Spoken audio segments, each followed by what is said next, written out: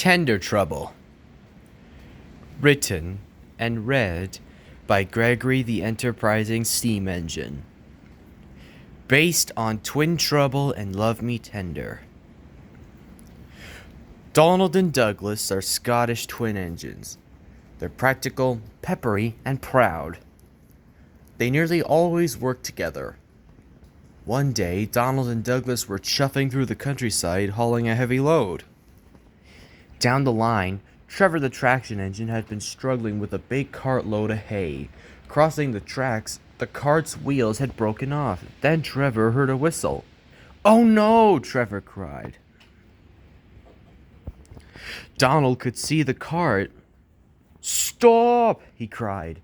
Donald's driver applied the brakes, but it was too late.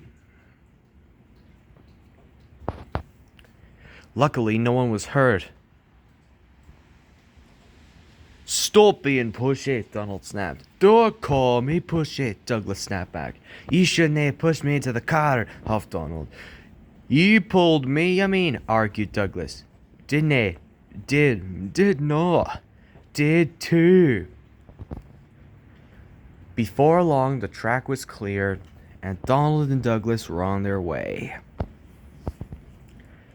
The twins were so cross they refused to speak to each other for the rest of the day. One day, Douglas was resting in a siding. Oliver noticed this.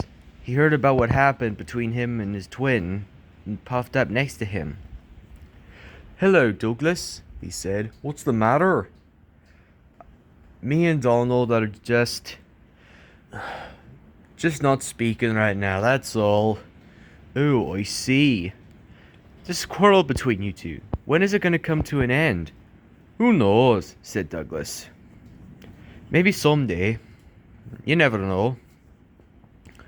Oliver couldn't help but agree, and he steamed away. Snow came early to the island of Sodor. Most engines hated snow, but Donald and Douglas were used to it. Every winter, the twins pull a special train from Natford to Vickerstown.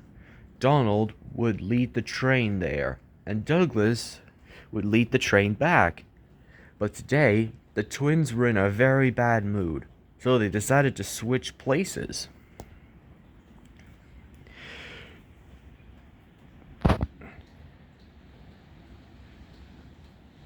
The snow was heavier than usual, and there were many lines to clear.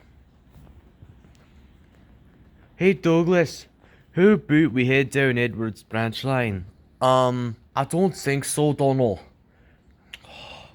"Would it be really useful for us to clear a path to the docks?" "I think it's better if we stick to the main line for now." Later on, Donald and Douglas were faced with another choice. "I think we should head down to the diesel works." "What for?" "To clear the line for all the diesels." No way. We should go up the other line and clear the line to the search and rescue center." "Aye, but the diesel works is a busy place, and it won't take long." All the argy-bargy between the two brothers was causing a strain on their couplings. Soon Donald and Douglas were faced with yet another choice. And this time, there was trouble. "Now then, Donny, what you think? Shall we stick to the main line or clear the line up to Great Waterton?" "I'm saying nothing. You'll choose your own way, whatever I say.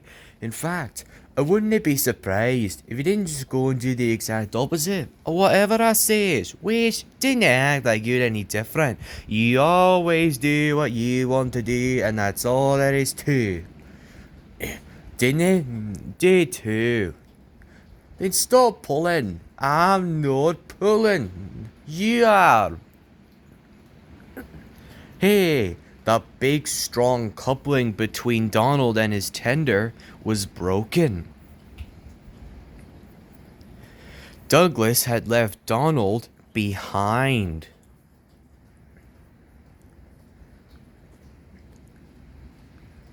"Hello, Douglas," called Gordon. "Where's Donald? I left that no good brother of mine back at the junction. He's no use to me or anyone." "Did you see that? Douglas has the number 10 tender and the number 9. Meanwhile, Donald's driver was speaking severely to him. "This wouldn't have happened if you'd have cooperated with your brother," he said. Donald knew he was right. Then Neville puffed up. "Hello, Donald," he puffed. "Where's Douglas?" "I don't know and I don't care," puffed Donald. "We've parted ways, that's all." "But what about your tender? Do you need some help?" "Ugh, no. I'm fine, Neville. I'm just cross with my brother." "Away you go." "Okay, Donald, if that's what you want." And Neville puffed away with Donald's crew on board. Donald was fine for now. His firebox was still warm enough to melt the snow. Meanwhile, all the way on the other side of the island, Douglas was doing a grand job of clearing the tracks. He stopped at Crovan's gate to fill up with water. Then Gordon came puffing alongside. "Douglas, do you know you're pulling two tenders? You've got Donald's tender at the back there behind your own. The coupling must have broken." "What? Do you mean I've got all my brother's coal and water?" "That's right. And Donald is stuck out there in the snow. Don't worry, Donny, I'm on my way." And he steamed off as fast as he could. Donald was without his driver and his fireman, and there was no warmth left in his firebox. But Douglas was determined to find him again. "Donny! Donny! Donny! Help! Help! Help! Over here! Donny! Oh! Oh! Oh!"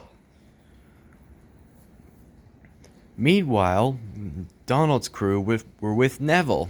They were drinking cocoa. "This is really good cocoa." Then Douglas arrived. "Neville, have you seen Donald?" "Yes, I have. He was back at the junction where you left him. But I've just come back from there, and there was no sign of him." "I thought you two had fallen out." Yes, but he's still my brother. And he's stuck out there somewhere, in the freezing cold." "Donny! Donny! Dougie! Dougie! I'm over here, man." "Ah, Douglas, am I glad to see you." "Ugh, me too, Donald. I thought that you were going to be stuck in here forever." "Ugh, me too, but at least you're here now." "Aye, and we might be stuck in here a while longer. I've got nae water, but you've got my tender. Maybe there's a wee drop left in there." "Brilliant! That means I can pull you out and shut you to the steamworks. We'll soon get you warmed up again, Donny. Just knowing my brother came back for me has already warmed me up."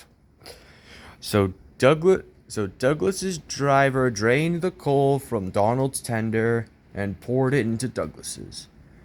Then attached the rope between Douglas and Donald's buffers beams. Douglas struggled and struggled. He finally pulled his twin gently back onto the tracks. He was relieved Donald wasn't hurt. "Thank you," Donald said. "And I'm sorry." "No, I'm sorry," said Douglas. "I'm sorry," insisted Donald. Then suddenly both twins laughed. I think we're both sorry. Aye, and we don't need to have a row about it. Let's just be glad that we're back together. And they were. Soon, Douglas shunted Donald to the steamworks to have his coupling repaired and his tender reattached.